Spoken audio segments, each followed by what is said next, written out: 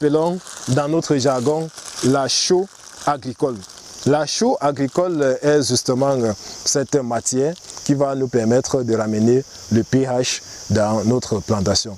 Donc si vous avez un champ où vous faites des cultures, ça peut être la pastèque, le poivron, n'importe quelle plante qui produit des fleurs et par conséquent des fruits, et vous constatez une chute massive des fruits ou bien des fleurs, une chute massive des fleurs ou bien des fruits, il faut tout simplement savoir que votre sol est extrêmement acide, et pour cela, allez tout simplement dans les magasins phyto et demandez la chaux agricole, on va vous la donner. Donc lorsque vous aurez reçu la chaux agricole, il faut préciser qu'elle est en poudre. Donc elle est en poudre. Je vais prendre la peine de... Vous allez voir l'image. Elle est en poudre. Donc lorsque vous allez recevoir la chaux agricole, vous allez vous rendre dans votre plantation et faire ce que nous allons faire tout de suite et maintenant. Donc, si tu es victime de la chute des fleurs dans ta plantation, ça veut dire que lorsque tes plants entrent en floraison, ces floraisons n'aboutissent pas à des fructifications conséquentes. Regarde cette vidéo jusqu'à la fin.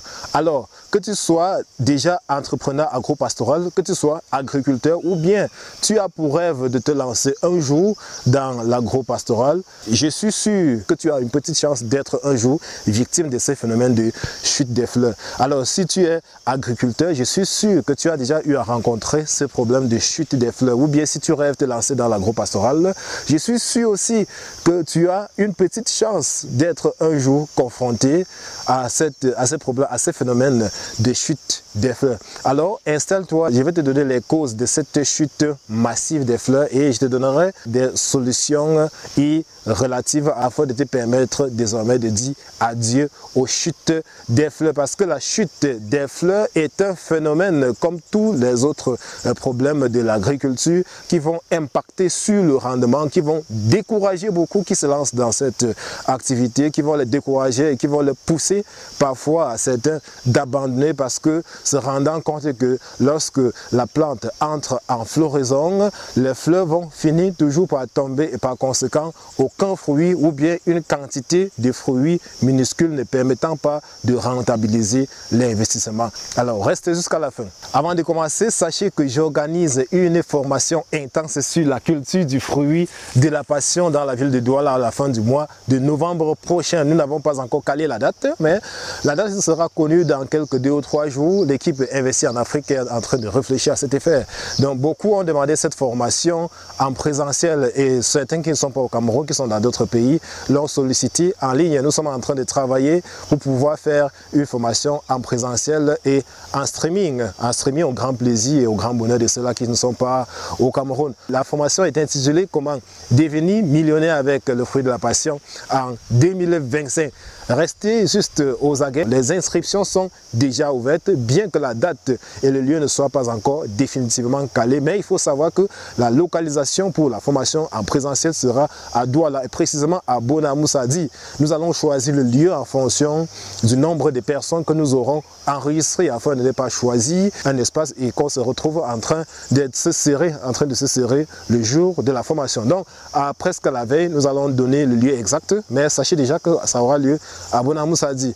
Pour la date, c'est à la fin du mois de novembre. Déjà, le week-end de la fin du mois de novembre, nous sommes en train de réfléchir là-dedans, mais ça sera calé, ça sera bientôt calé. Mais les inscriptions sont déjà ouvertes et les 20 premières personnes qui vont justement s'inscrire vont avoir des réductions. Donc, inscrivez-vous massivement et on se prend à Douala à la fin du mois prochain. Et en streaming pour ceux qui ne seront pas à Douala. Donc, revenons à nos chèvres. La chute des fleurs, qu'est-ce qui en est à l'origine? Il y a 2 causes, mais je vais m'attarder sur la cause majeure. Il faut déjà savoir que la première cause généralement est due au problème de pollinisation et autres. Mais cela est souvent dû au fait que peut-être votre plante que vous avez mis sur pied est seule là où il est. Si vous avez par exemple planté un arbre ou bien un plant de fruits de la passion par exemple, je prends le cas du fruit de la passion parce que nous sommes ici. Si vous avez juste planté 1 ou 2 plants de fruits dans la zone où vous serez donc surpris de voir ces problèmes-là. Les feuilles, il y aura justement des feuilles, mais ça ne va pas apporter de fruits parce qu'il n'y aura pas suffisamment d'abeilles qui vont, ou bien d'insectes qui vont se balader là pour porter les pollens afin de féconder les différentes fleurs et autres. Et ces fleurs non fécondées vont se retrouver en train de chuter. Donc ça, ce sont des cas isolés. Je vous ai dit, ça arrive généralement quand vous avez des plants isolés ou bien des plants qui sont positionnés dans leur espace géographique seul. Voilà. La principale cause qui va donc toucher beaucoup d'agriculteurs qui vont lancer des gros investissements et vont donc se retrouver face à cette chute des fleurs, c'est quoi? Donc, le deuxième cas qui est le cas d'ailleurs le plus récurrent, c'est un problème lié à l'acidité du sol. Donc voilà pourquoi on dit toujours que lorsque vous avez un projet sérieux en agriculture, la première étape, c'est d'abord de faire une étude systématique de votre sol. L'étude va consister à vérifier les propriétés physico-chimiques de votre sol afin de voir si ce sol de nature correspond au type de culture que vous voulez y mettre. Sinon, comment corriger ces derniers afin qu'ils puissent accueillir considérablement et favorablement mon projet. Donc, la chute des fleurs est essentiellement causée par l'extrême acidité du sol. Lorsque le pH du sol est assez faible, vous êtes donc face à un sol extrêmement acide. À préciser que un des éléments qui permet la fructification ou bien qui permet la floraison et par conséquent la fructification de nos plantes, c'est entre autres le phosphore. Donc ce phosphore normalement doit être décomposé dans le sol et être assimilé par les plantes. Mais lorsque le sol est extrêmement acide, cette extrême acidité va empêcher à la plante d'assimiler ce phosphore-là. Et du coup, vous allez certes apporter des engrais, mais lesquels engrais n'auront aucun effet sur votre rendement. Donc vous allez assister à des floraisons qui vont tellement être gigantesques, mais à la fin il n'y aura presque rien comme fruit, tout simplement parce que votre plante ne parvient pas à capter ce phosphore là que vous vous égosiez à mettre, et du coup vous êtes tout simplement en train de faire un gaspillage. Donc si vous vous retrouvez dans cette situation, comment y remédier de façon naturelle? C'est donc ce que nous allons faire dans cette vidéo. Voilà, il faut préciser que pour notre cas, déjà, il faut préciser que la plupart des conseils que nous partageons avec vous sont des choses que nous avons déjà eu à vivre. Dans ce phénomène de chute des fleurs, nous l'avons vécu à ce qui concerne la culture du fruit de la passion, bien sûr. Voilà. Et donc, nous avons développé des stratégies qui ont très bien marché. C'est pourquoi on vient partager avec vous pour permettre aux moins expérimentés que nous de ne pas tomber dans nos pièges et aussi pour grandir, parce qu'on peut donner un conseil et vous jugez que vous avez mieux à nous proposer et vous nous donnez aussi pour que nous puissions grandir. Donc, partager aussi fait grandir. Donc, lorsque nous avons été victimes de la chute des fleurs, des fruits de la passion, dans nos différentes investigations, nous avions constaté qu'au départ, on avait fait des semis sur un sol non étudié et par conséquent, on a mis des plantes là où il ne fallait pas. On a mis les fruits de la passion sur un sol qui était extrêmement acide. Et donc, ce que nous avons pu développer comme solution, c'est quoi? C'est tout simplement ça. Bon, désolé, je suis venu avec ça en petite quantité parce que ça va nous permettre juste de faire la démonstration. Donc ça, c'est ce que nous appelons dans notre jargon la chaux agricole. La chaux agricole est justement cette matière qui va nous permettre de ramener le pH dans notre plantation. Donc si vous avez un champ où vous faites des cultures, ça peut être la pastèque, le poivron, n'importe quelle plante qui produit des fleurs et par conséquent des fruits, et vous constatez une chute massive des fruits ou bien des fleurs, une chute massive des fleurs ou bien des fruits, il faut tout simplement savoir que votre sol est extrêmement acide, et pour cela, allez tout simplement dans les magasins phyto et demandez la chaux agricole, on va vous la donner. Donc lorsque vous aurez reçu la chaux agricole, il faut préciser qu'elle est en poudre. Donc elle est en poudre. Je vais prendre la peine de... Vous allez voir l'image. Elle est en poudre. Donc lorsque vous allez recevoir la chaux agricole, vous allez vous rendre dans votre plantation et faire ce que nous allons faire tout de suite et maintenant. Donc voilà à quoi ressemble la chaux agricole. C'est une poudre totalement blanche. Voilà. Donc Quand vous avez affaire à un sol acide, la première chose à faire, c'est tout d'abord de labourer votre champ. Une fois que vous aurez labouré le champ, vous allez juste porter cette poudre-là et puis vous allez l'épandre. Voilà. Donc vous pouvez utiliser soit les mains avec les gants bien sûr pour épandre un peu de partout là dans votre champ.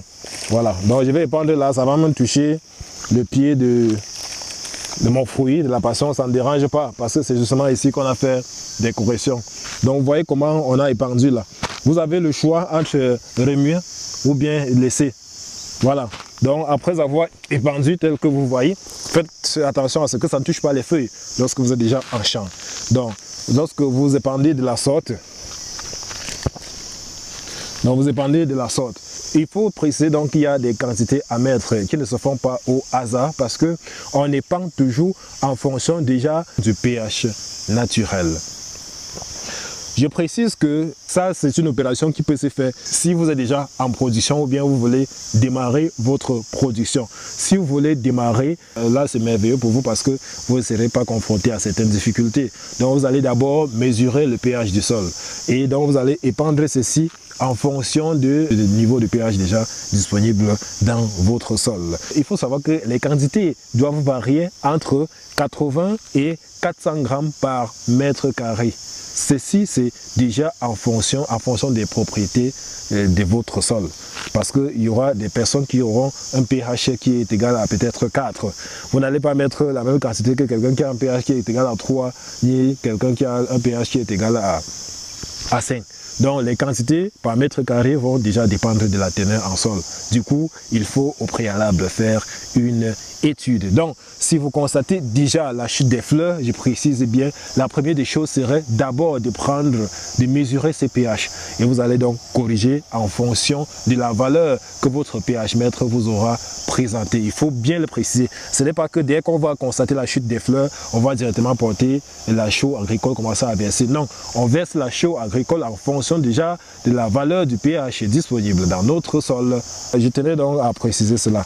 Il faut savoir que cet amendement est donc renouvelable et le renouvellement se fait entre 1 an et demi et 3 ans. Ceci déjà en fonction de la quantité de chaux mise et en fonction de la pente de votre champ, parce qu'il faut savoir que si votre champ est extrêmement pendu, alors la chaux mise sera généralement victime des phénomènes d'érosion. Donc ça va généralement se retrouver dans les bas-fonds et 1 an à 1 an et demi après, votre sol va encore se retrouver totalement acide. Et du coup, qu'est-ce qu'il faut faire? Il faut encore corriger. Maintenant, avant de corriger, la première chose à faire, c'est d'abord de mesurer la valeur existante. Voilà, donc vous mesurez d'abord l'existant avant de savoir la quantité encore à augmenter. Donc une fois que vous avez épandu, là vous avez le choix entre remuer et ne pas remuer en fonction de ce que vous comptez faire.